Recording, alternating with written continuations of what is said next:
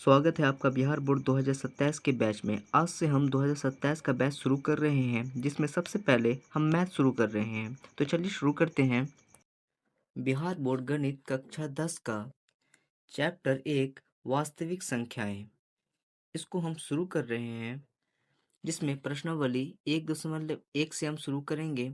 जिसमें पहला क्वेश्चन है, निम्नलिखित संख्याओं का एचसीएफ ज्ञात करने के लिए यूक्लिड विभाजन एल्गोरिदम का प्रयोग कीजिए।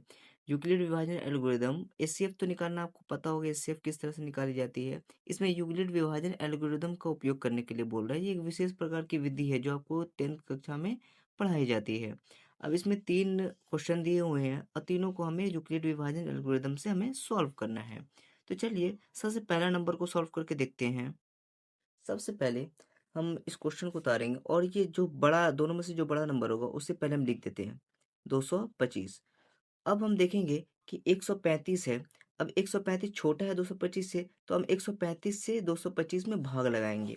तो 135 को अगर हम भाग लगाएंगे तो 135 एकन 135 हो जाएगा, क्योंकि 135 दूना है 225 से ज़्यादा हो जाएगा। तो 5 में से 5 जाएगा 0, 22 में से 13 जाएगा, बचेगा 9। अब ये नॉर्मल भाग की तरह लगता है, ठीक है। लेकिन इसमें एक रूल है कि जिससे हम भाग दे रहे हैं, भाग किससे देंगे? दोनों नंबर में जो सबसे छोटा होगा उससे भाग देंगे। और जो जिससे भाग दे रहे हैं, अगर शेषफल छोटा हो जाए इस नंबर से, तो हम क्या करते हैं? पॉइंट लगाते हैं, जीरो लगाते हैं। इसमें ऐसा नहीं करना है, इसमें पॉइंट नहीं लगाना है। अगर इससे ये छोटा हो जाए तो इसी को हम भाजक के रूप में लिखेंगे और इसे काटेंगे। अब 135 को हम यहाँ पे रखेंगे। पहले ये काट रहा था, अब शेषफल बचा, अब शेषफल रखेंगे, इस नंबर को यहाँ पे रखें और काटेंगे। 90 को किस तरह से हम गुना करें, कितने नंबर से गुना करें कि 135 आ जाए या 135 से कम आ जाए। तो 135 दूना तो हमारा 180 हो जाएगा, तो जो 135 से ज़्यादा है तो 135 90 एकन 90 रखेंगे। तो 35 135 में 90 जाएगा, हमारे पास बचेगा 45। अब 45 चूंकि 90 से छोटा है, इसलिए अब इसे हम भाजक रूप से यहाँ पे 90 रखेंगे और काटेंगे। 45 दूना 90 हो जाएगा हमारा। अब ये जो हमारा नंबर कट के यहाँ पे 0 आ रहा है, इसके जस्ट ऊपर वाला हमारा एचसीएफ होता है, यानी एचसीएफ हमारा 45 हो गया है। अगर शेषफल आ जाए जिससे हम काटे हैं, वो हमारा एचसीएफ हो जाएगा, ठीक है। लेकिन हम इस तरह से नहीं लिखेंगे, हम लिखेंगे यूक्लिड विभाजन एल्गोरिदम से। तो पहले यूक्लिड विभाजन एल्गोरिदम यहाँ पे लिख देते हैं। हमने लिखा यूक्लिड विभाजन एल्गोरिदम से।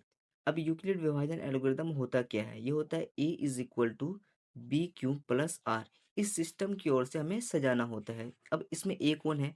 a हमारा ये वाला नंबर होता है, ये जो नंबर a है ये हमारा b होता है, ठीक है। और ये हमारा q होता है और ये हमारा r होता है। r माने रिमाइंडर, q ये हमारा भागफल होता है, और a हमारा ये नंबर होता है और b हमारा ये नंबर होता है। तो इसको अरेंज करते हैं। a हमारा क्या है? 225, तो हम लिखे हैं 225 इज इक्वल, बी हमारा क्या है? 135, तो हम लिखेंगे 135। अब इन दोनों नंबर के बीच में इंटू है तो हम इंटू देंगे। क्यू हमारा क्या है? क्यू हमारा 1 है, तो 1 लिखेंगे, प्लस वैसे उतारेंगे। आर हमारा क्या है? 90, तो हम यहाँ पे लिखेंगे 90। अब ये हमारा नंबर बन चुका है। सेम यही हाल यहाँ पे होगा। अब ये बन जाएगा ए, ये ए बन जाएगा, ये बी बन जाएगा, ये क्यू और ये आर बन जाएगा। सेम इसी को अप्लाई करते हैं 135, उसके बाद हमारा 90 इंटू क्यू हमारा 1 है और प्लस में लिखेंगे, और रिमाइंडर हमारा क्या है? 45 है। सेम यहाँ पे होगा, ए ये है 90, उसके बाद बी हमारा क्या है? 45 इंटू क्यू हमारा क्या है? 2 प्लस, और आर हमारा क्या है? 0 है। अब आपको पता है ये 45 क्या है? 45 हमारा क्या है? एस सी एफ है, तो हम लिखेंगे यहाँ पर S C F is equal 45। तो ये हमारा एस सी एफ है। अब जो दूसरा नंबर है उसको हम अगली वीडियो में देखते हैं।